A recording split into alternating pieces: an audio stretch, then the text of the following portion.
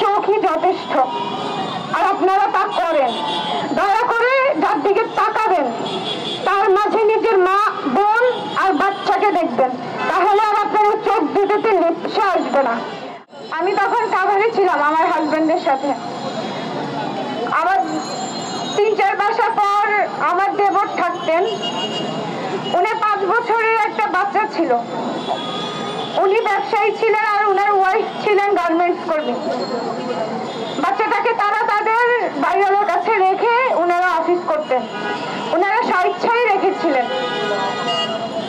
পরবর্তীতে জানতে পারি যে এরা বাবা ছেলে 3 মাস ধরেই বাচ্চাটাকে এরা গণধর্ষণ, মানে দুজনেই ধর্ষণ করেছে, আর বাচ্চাটা প্রেগনেন্ট।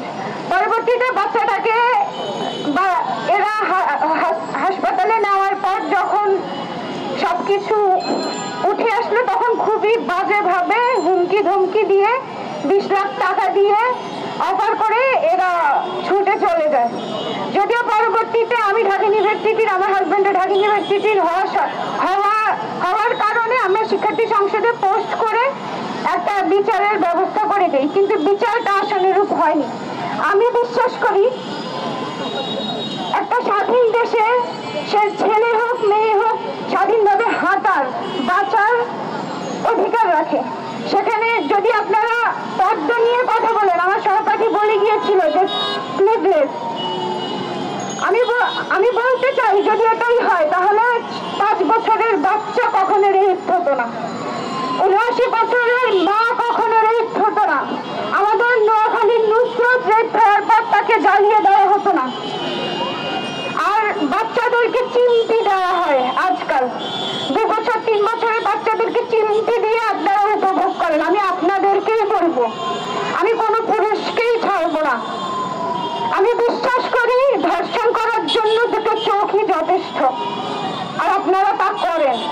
দয়া করে যার দিকে তাকাবেন তার মাঝে নিজের মা, বোন আর বাচ্চাকে দেখবেন, তাহলে আর আপনার চোখ দুটোতে লিপসা আসবে না। আর একটা কথা বলি, আপনারা মেয়েদেরকে পর্দা শিখান, চুপ থাকতে শিখান, তাহলে কেন আপনারা শারীরিক শিক্ষা বইতে বয়সন্ধিকাল নিয়ে লিখেন? পুরুষদেরকে শেখানোর জন্য বয়সন্ধিকাল একটা প্র্যাকটিসিং ইস্যু। আমরা এটার মধ্য দিয়ে তরুণ থেকে যুবক হই, যুবক থেকে বৃদ্ধ হই, এটাকে এত চর্চার কিছু নেই। এর থেকে ভালো বাচ্চাদেরকে মানুষ হতে শিখান। আপনাদের বইগুলো আপনাদের মস্তিষ্কের প্রমাণ দেয়। আমার একটা বাচ্চা আছে, আমি ওই রাত ঘুমোতে পারিনি যখন আমি শুনেছিলাম যে ওই বাচ্চাটা ধর্ষণ হয়েছিল। আপনাদের মস্তিষ্ক গুলোকে পরিবর্তন করুন। সরকার প্রধান একা ভালো হয়ে লাভ হবে না, সরকার প্রধান খুব ভালো মানুষ, কিন্তু আপনারা কি এখানে যে দাঁড়িয়ে আছি, কেন দাঁড়ার করালেন আমাদেরকে? এখানে কেন আসতে হলো? এখানে আন্দোলন কেন শেষ হচ্ছে না? কেন শিক্ষার্থীরা বললে টেবিলে গেলে তাদেরকে ধর্ষণের কাহিনী পড়তে হয়? কেন আমাদের গবেষণা ক্ষেত্রগুলো এত ক্ষুদ্র যে আমরা সবসময় ধর্ষিতা বা ধর্ষণের শিকার হওয়া নারীদের নাম নিই? কেন আমরা ধর্ষকদের নাম নিচ্ছি না? আমি কারো নাম নিব না, কারণ এদের নাম নেওয়ার কোনো অপেক্ষাই রাখে না।